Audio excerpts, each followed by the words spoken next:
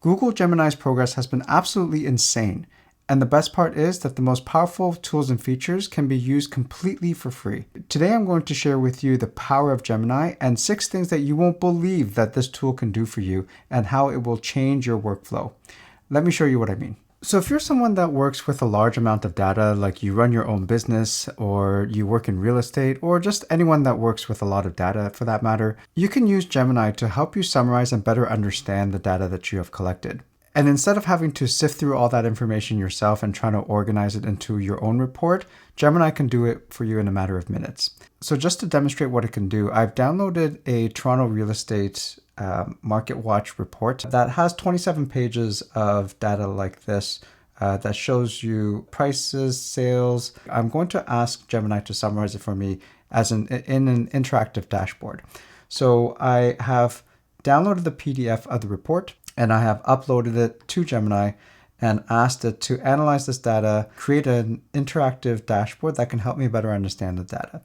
So when you do that, it will summarize it for you and it actually creates this interactive dashboard. So when I open it, you can see that it has summarized the report in a very clean and understandable dashboard where when you can hover over it, it's interactive and it'll show you what types of homes were sold at what price, the number of sales that were made in this month, and the average selling price of these types of homes. And it summarizes other kind of economic context and indicators that the report shares as well. So this is just one example of a collection of data that I downloaded, but if you work with a lot of large data sets, you would be able to create an interactive dashboard like this to help you better understand and summarize the data that you're working with. And then in addition to that, if you'd like, you can click on the share button here and you can share this particular dashboard through particular mediums like this, or you can copy the contents and be able to copy and paste it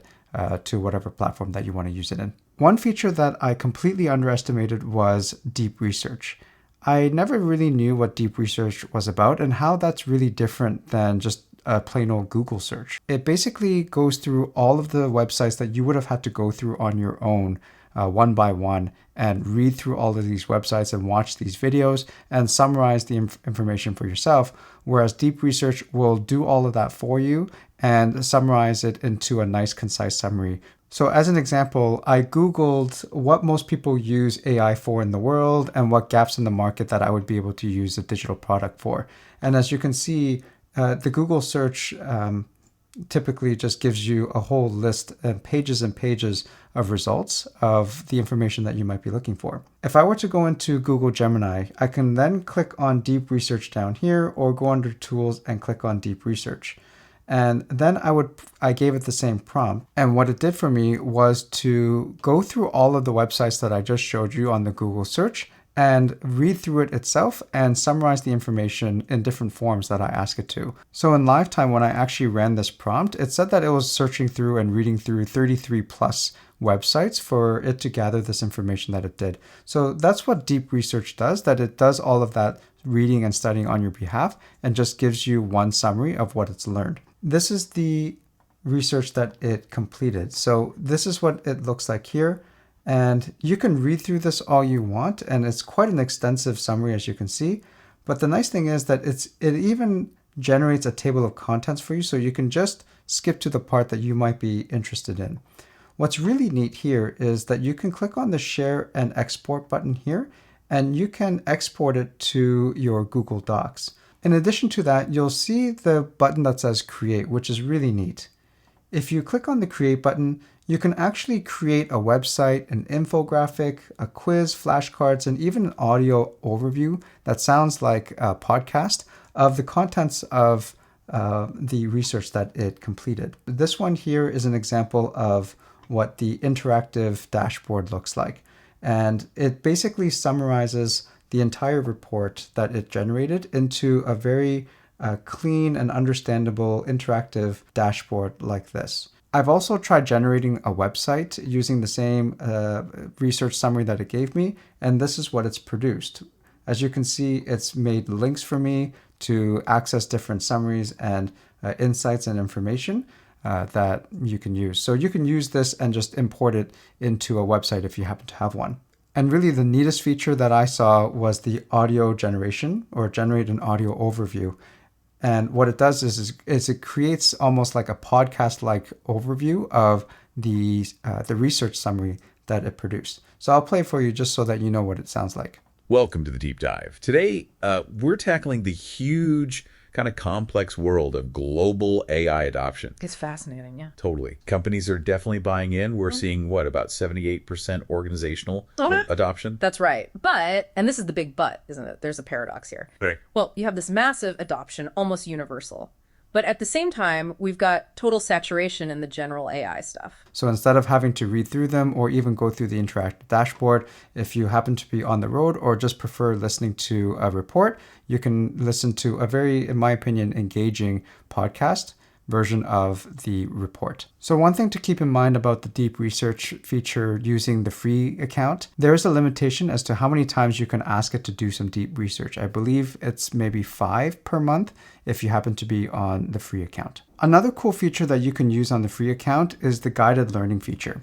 If you open up the prompt box under tools, you'll see on the bottom here that says guided learning.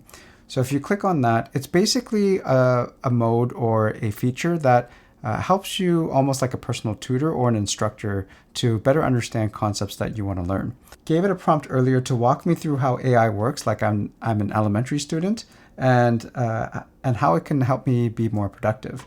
And what it does is it gives you some answers here explaining that let's think of AI as a super smart digital assistant that is always learning. And it gives you an explanation of what it does.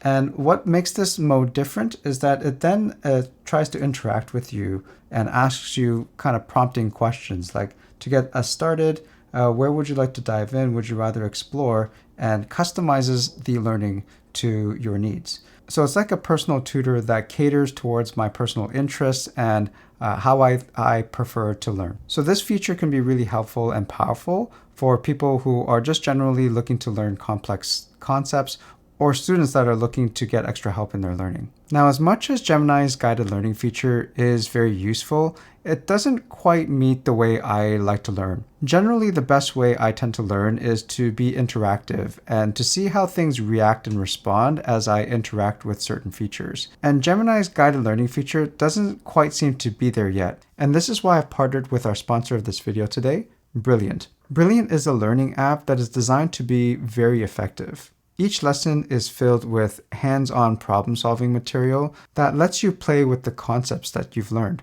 And learning like this has proven to be 6 times more effective than just listening and lecture-style lessons. It covers topics like math, science, computer science, and programming, all the way to AI as well. In addition to that, the content on Brilliant's platform is all designed by an award-winning team of educators, teachers, and professionals from very notable institutions like Stanford, MIT, Caltech, Microsoft, and Google. I really like the Brilliant app because of its hands-on nature of teaching and learning. To start for free with Brilliant, you can just click the description below and check them out.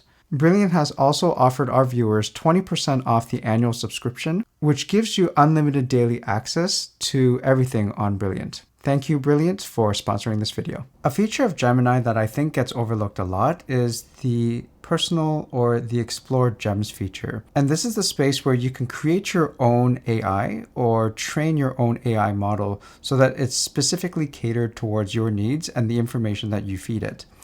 If you click on Explore Gems here on the left-hand side, there are already pre-made gems by Google, as you can see. So Storybooks, Chess Champ, Brainstormer, and there are a few more that it has already pre-made. But as you can see down here, it says you can create a new gem.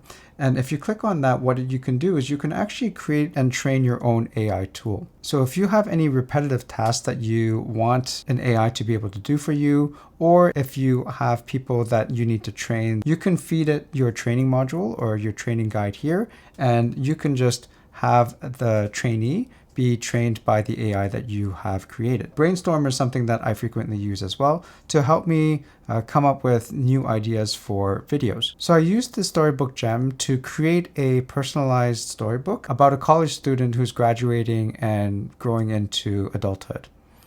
And I would say this is pretty well done. And it created a story along with images that I think is pretty impressive.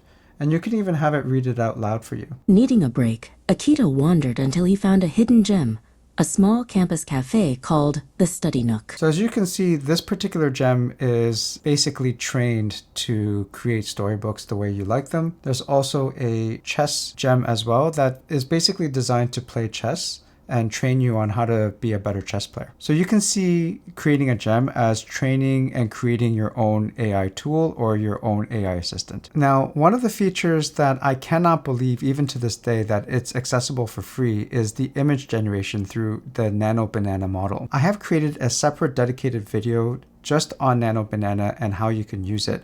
And I'll put the link of that video in the description below. But as a short demonstration of what it can do, if you go into Gemini under the new chat, you can see that there's a create image with a banana here, or if you go under tools, you can click on create images. You can basically ask it to generate or create any new image that you like, or even edit a pre-existing image that you may have. I'm going to drag in an image of myself, and I'm going to ask it to put a Toronto Blue Jays hat on me. So this is the image that I uploaded.